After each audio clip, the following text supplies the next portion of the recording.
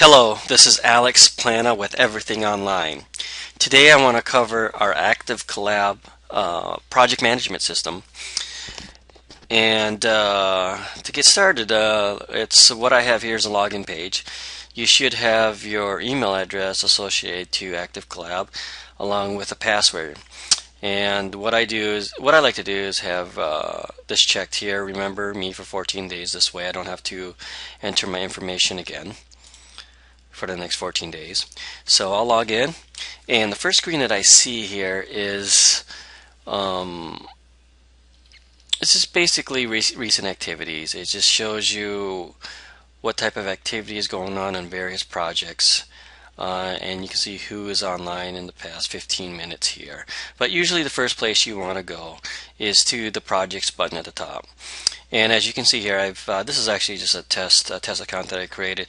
Threw a couple projects in here, and the project that we're going to take a look at is this New Jersey microsite, plumber's microsite, and it's content creation. So basically, I'm going in here as a content writer and taking a look at my tasks. So you can click on here, and the first screen that shows up, which is what I always refer to as these tabs.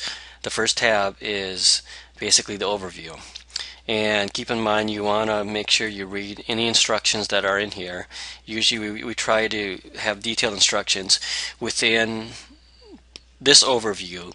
In addition, I'm going to go over milestones and checklists. And within those, there's an option to add detailed instructions as well. So there's three areas that you got to keep in mind when you're looking at these projects.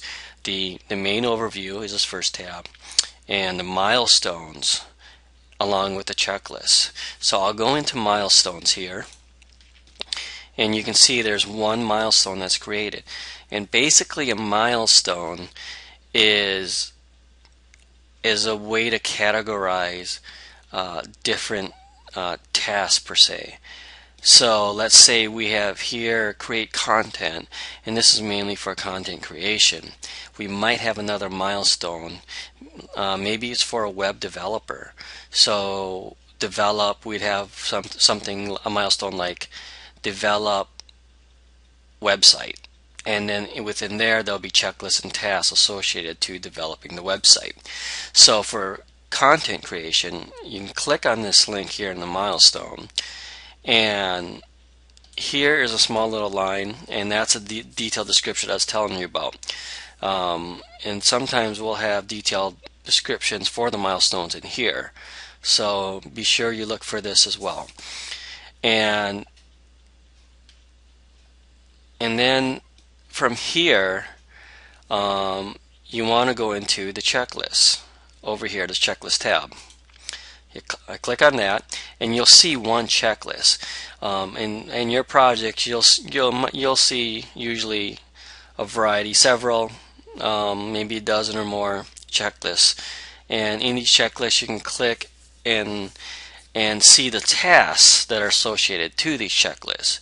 So, like I said before, there's multiple areas to add detailed descriptions, and the checklist is one of them as well. So if you click on this checklist, the link here, you'll open it up and you'll see some instructions as well. So be sure to look out for this one. And I'll go back to the checklist. There we go. And we're looking at this task here. So the task is associated to the checklist, which the checklist is associated to a milestone. In some cases, we'll create checklists and tasks that are not associated to a milestone. You might see when you go into a milestone, there's no milestones.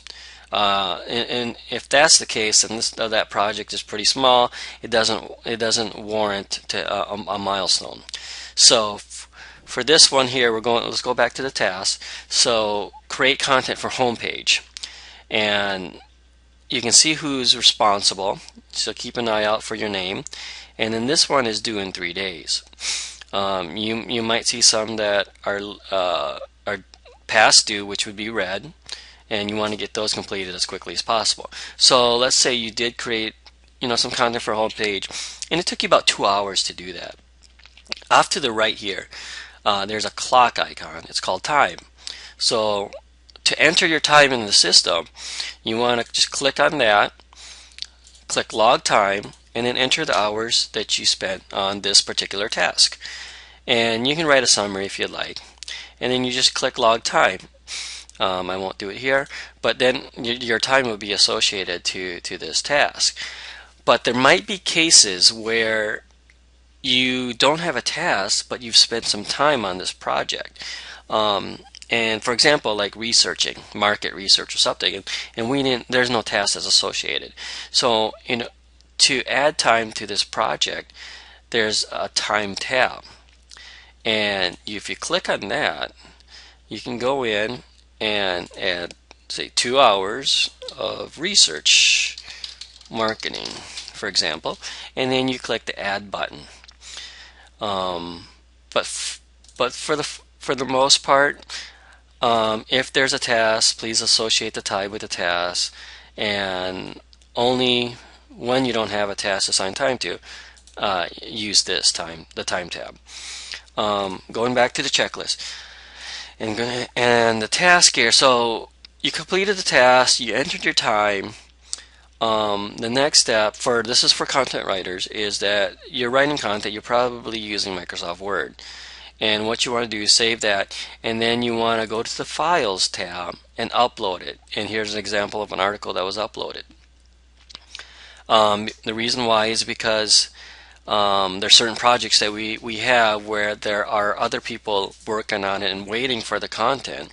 So this way, when it's their time to do some work, they know where to go to get the content. So let's keep it at the Files tab there. And then when you upload that and the task is completed, be sure to check this checkbox, and that will complete that project. And then what happens when you complete that project or that task, you'll notice here the project progression bar, it will start moving forward. And then also going back to the checklist. So let's say you completed all your tasks in this checklist. And what you do is, let's say you do have a milestone, and that checklist is associated to a milestone. So the milestone only has one checklist, and you can go in there and complete that. And what happens is that the progression bar moves forward as well.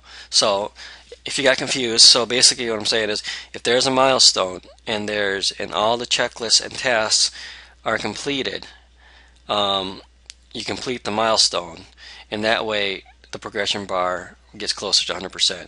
Ideally, we want to get it to the point where it's 15 out of 15, and that way we could easily go over projects, because we have a lot of projects in queue, and we just want to be able to look at the progression bar and see, oh wow, okay, this one's it's completed, and then that way we can close it out after a few weeks or so.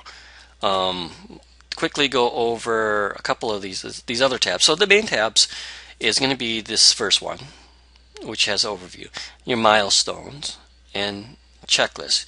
Checklists and tasks, this is the one you're going to be spending most of your time in.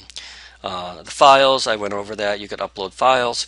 Discussions, we don't really use that much, but hopefully down the road we will, where you want to start a discussion and you check the people within activeCollab, and they'll get the discussion, and we can have a communication line going, and it's recorded for that project.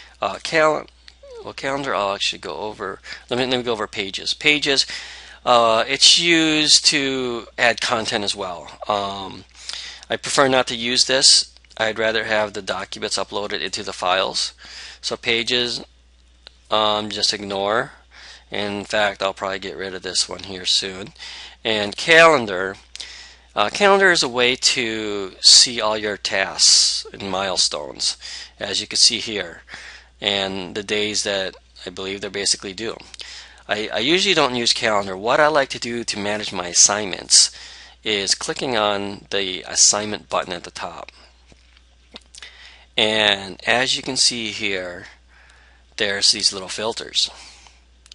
And what you can do is you can create a filter, and I'll show you how to do it. So what you do is you create a new filter and call it I'll just call Alex's tasks or projects or whatever. Yeah, tasks is fine. And then the filter group is just my projects. Let's do Alex's project. There's already another my projects in there. So Alex's tasks, Alex's projects, and then you can select person accessing this page is assigned or responsible. That'd be you when you access it. You can leave it on here. Going up here, this filter can be used only by me. If you don't want anybody else seeing this filter, you just click yes. And then due on, anytime, in project, active project. These are fine, status, active only. But I would change the order by due date late first. And then click submit. Now let's go back to assignments. Now that filter should be Alex's projects, Alex's tasks. And then when you click on this, you'll see right now there's only one project that was associated to this account. But you'll see a list of projects, and it'll be in order of late to and basically due dates. So if you have anything that's late, it's going to be at the very top, and it'll be in red here saying late minus 3 days or something like that. This way you can go in there and start tackling the ones that are highest priority, which is the ones that are late, and complete those. Let's see here. I think I covered everything. If you guys have my email address, if you have any other questions on this, hopefully this helps, and you understand how to use the system. It's not that complex. It's pretty easy once you get the hang of it. Again, so just shoot me any questions you have via email, and you have a good day. Take care. Bye.